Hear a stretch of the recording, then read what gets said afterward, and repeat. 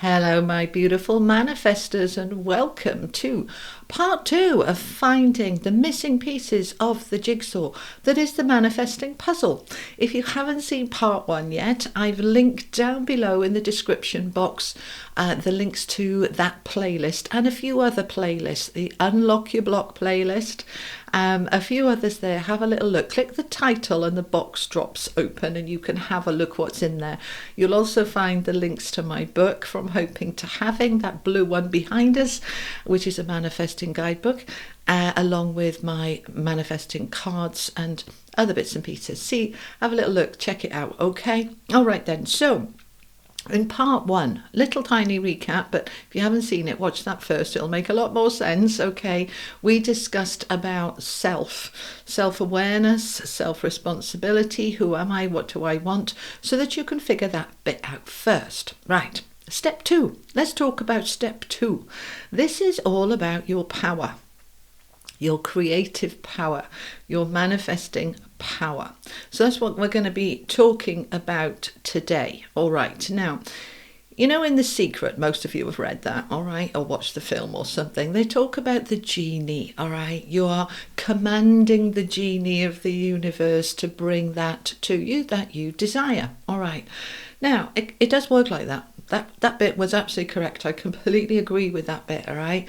We want to command the universe, not beg, but command. Now, command is not the same as demand, all right? A demand is you will do this and you will do it now or you're going to be in trouble. We don't want to demand, but we want to command. There is a big difference between asking and commanding.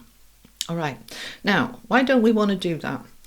Most of us were brought up with some level of religious indoctrination, where we were taught to get on your knees before God and beg, humble me, don't smite me down, and don't send me to hell with the devil, and like, I'm really sorry to bother you, and oh, humble me. Now, law of attraction is completely the opposite.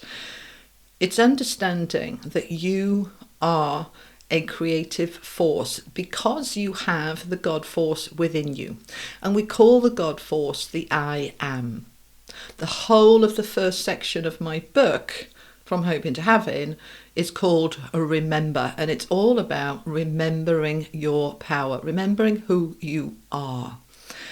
We are always creating. Always.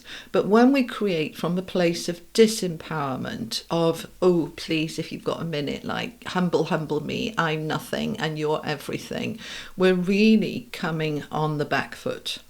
And it doesn't work very well. We will still manifest, but we will manifest a mirror of that. Like attracts like. So if we are manifesting from a place of, I've got no power, you've got all the power, can you just give me a little tiny bit? Thank you so much. Then a little tiny bit is what we're going to get. Right. So if we're asking for money, a little tiny bit is what we're going to get. If we're asking for love, we'll get a little tiny bit, but not the full whack, right? So when we're manifesting, the missing piece, one of the missing pieces, is really to know who you are. I would strongly recommend you read my book. If it's not mine, read somebody else's, but understand that you are commanding the universe because you have a right to. You are a child of this universe. You have source energy, God energy, creative energy within your cellular structure, within your DNA, within your entire body. Think about it for a minute. If you cut yourself, your skin makes new skin. Where's it doing that from? It creates new skin. If you break a bone, your body will make new bone. It creates. You create. Okay? Why? Because you have that God force within you to create. So you are always creating. But if you don't know that you have the power to create, you're going to come at it from a very disempowered place. Right. So I want you to think about this command. I am. When we use the words I am, we're invoking the God force. Okay, who I truly am.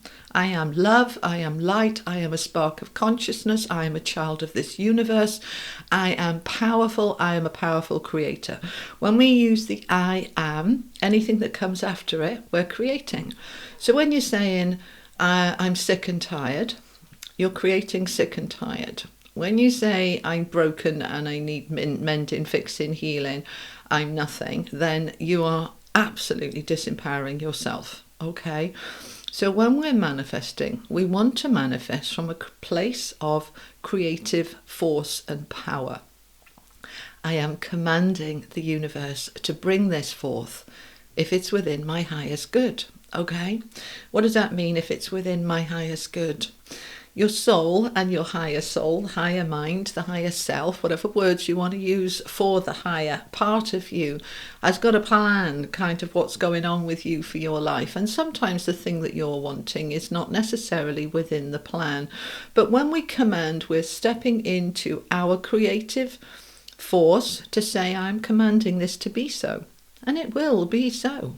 Okay, so the God force, as we step into it and we feel that power, what comes with it is an instant recognition of trust and faith and belief. Why? Because I'm so powerful. I am so powerful. I believe in my power to create, and I believe the universe is co-creating with me. I believe in law and effect. I believe in that cause and effect. I believe that if I command it to be so, it will be so. Now, for it to be so, every part of us needs to be in alignment with it. All of us, 100% of us. So let's start first of all. There's a little exercise that you can do. Very, very easy. You can just simply close your eyes. Place your dominant hand on your heart. So if you're right-handed, it's your right hand. If you're left-handed, it's your left hand. Okay. And you are asking yourself, how much of me is aligned with that thing that I want? And if 100% is all of you and 0% is none of you, just go with the first number that comes into your head. All right, that first thought. Okay. So if I'm wanting money, what part of me is aligned with that money? Okay, and you're going to feel into it. But this particular part 2 is about your power. So let's start with kind of testing where your power is. To place your hand on your heart and ask yourself this question.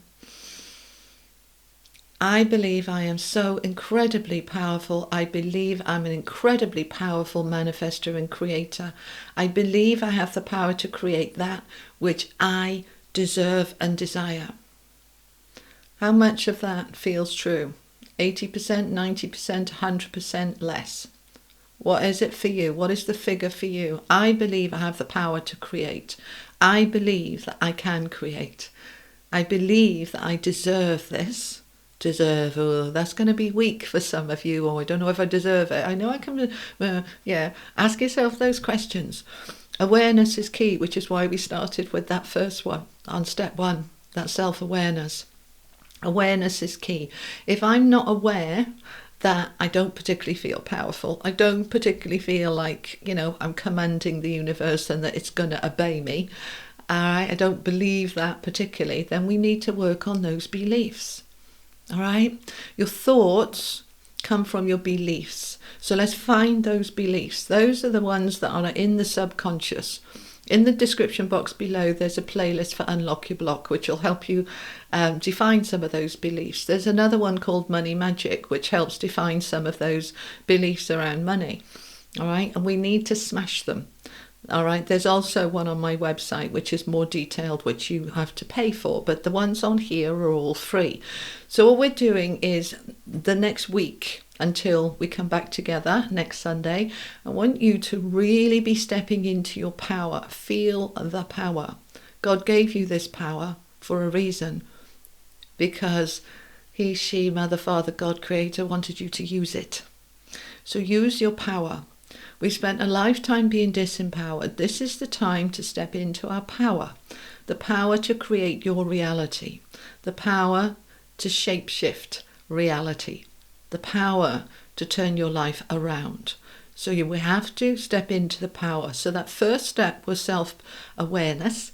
Second step is that understanding of your power and the acceptance of it and the reverence of it. Oh my God, my power is amazing. I'm so blessed to have this power.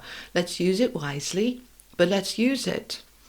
So I want you to ask yourself and journal and write it down. What part of me believes I don't have the power, I don't have enough power, or I don't deserve it, or I'm not worthy, or the universe wouldn't listen to little old me? All right. Of course the universe will, because the universe doesn't see you as little old you. It sees you as a magnificent spark of consciousness, a divine spark of consciousness that has that creative force and flow. So step into it. Allow it to move through you. Get that awareness and understanding. And as you start to figure out there is a part of you that doesn't quite feel very powerful, then work out how you can change that, build it, grow it. All right? The whole first section of my book talks about helping you to understand your power, your light, your magnificence, that you are a spark of consciousness with divine power. So use it from the heart, use it from love, use it from light, because that is the I am, that is the God force, and you will find that you start to manifest miracles. All right? I hope that was helpful. Thank you for joining me. I'll see you next week for part 3. Take care. Bye-bye.